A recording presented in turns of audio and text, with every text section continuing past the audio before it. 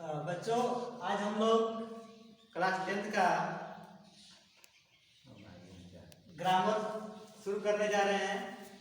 जो corona virus के चलते विद्यालय बंद है और इसकी वजह से हम लोग घर बैठे ही ऑनलाइन पढ़ाई की प्रक्रिया चालू रखेंगे। उसके बाद फ्लाइट मोड में हम लोग का विषय है इंग्लिश ग्रामर का, जिसमें मेन टॉपिक है हम लोग का नरेशन। यहाँ नरेशन शुरू करते हैं हम लोग। नरेशन के स्टार्टिंग में दो पार्ट होते हैं, एक तो होता है डायरेक्ट और एक होता है इनडायरेक्ट। देखते जाइए बच्चों को देखिए तो कुछ करो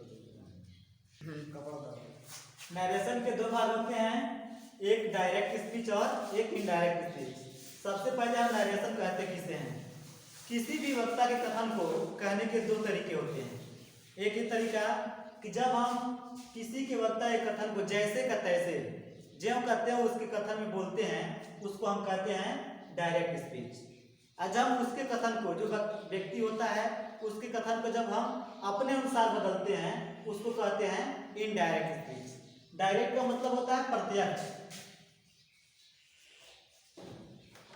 और इनडायरेक्ट का मतलब होता है अप्रत्यक्ष।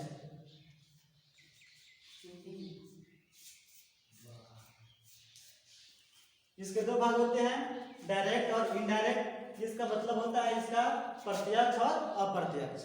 यानी किसी वक्ता के कथन को जैसे का तैसे कहा जाए उसको हम डायरेक्ट कहेंगे, और जब हम उसके कथन को अपने तरह से बदल कर ट्रांसलेशन करते हैं, उसको अपने हिसाब से उसको आंसर देते हैं, तब उसको हम कहते हैं इनडायरेक्ट स्पीच।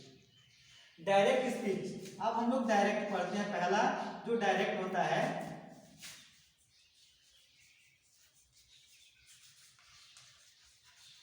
डायरेक्ट स्पीच दो तरह के होते हैं। यानी एक सेंटेंस में डायरेक्ट स्पीच होते हैं वह दो तरह के होते हैं। उसमें एक होता है इन्वर्टेड कामा के अंदर और दूसरा होता है इन्वर्टेड कामा के बाहर।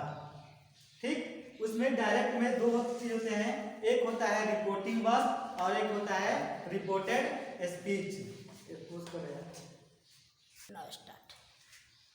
डायरेक्ट स्पीच,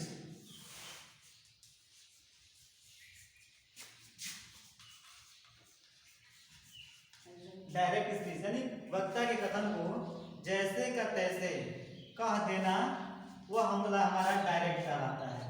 यानी डायरेक्ट स्पीच में दो चीज होते हैं, एक होता है रिपोर्टिंग वर्ब और एक होता है रिपोर्टेड स्पीच। जैसे एग्जांपल के तौर पर हम लोग लेते हैं कि राम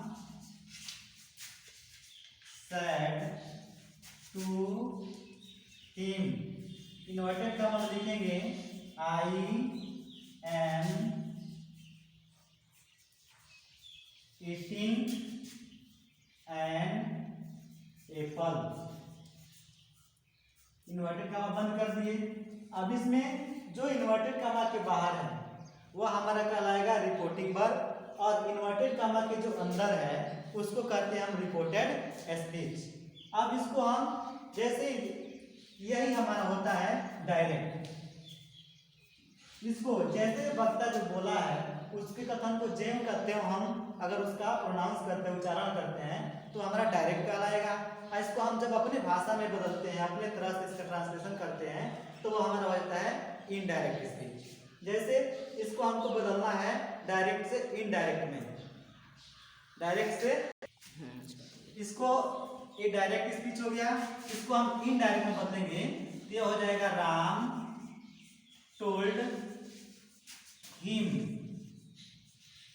सैड को टोल्ड में कैसे बदले कि सैड के बाद यहाँ पे ऑब्जेक्ट आया है, इसलिए सैड यहाँ पे टोल्ड में हो गया।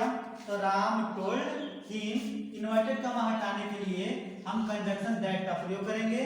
दैट, उसके बाद से यहाँ पे जो होता है सब्जेक्ट, इसके बदलने के भी नियम होते हैं। इसको हम लोग आगे पढ़ेंगे जब विस्तार से। फिलहाल हम बता रहे हैं कि डायरेक्ट और इनडायरेक्ट क्या होता है। अब यहाँ पे राम टोल्ड हिम दैट, आई की जगह पे हो जाएगा he was eating an apple. अब यहाँ पे क्या होता है कि Ram told him that he was eating an apple. यह हमारा हो गया इनडायरेक्ट में और यह है डायरेक्ट में। यानी यह रिपोर्टिंग वर्ब है, वह कहता है कि I am eating an apple, मैं एक सेव खा रहा हूँ। इसके बदले में अगर उसी के कथन को जो दूसरा व्यक्ति बोलता है कि मैं एक सेव खा रहा हूँ तो वह डायरेक्ट कहलाएगा। अगर उसके कथन को वह ट्रांसलेशन उसको मतलब अपने भाषा में बदल के बोलेगा कि राम टोल्ड हिम, राम ने उससे कहा दैट कि he was eating an apple, कि वह एक सेव खा रहा था, वह हमारा हो जाएगा इनडायरेक्ट स्पीच।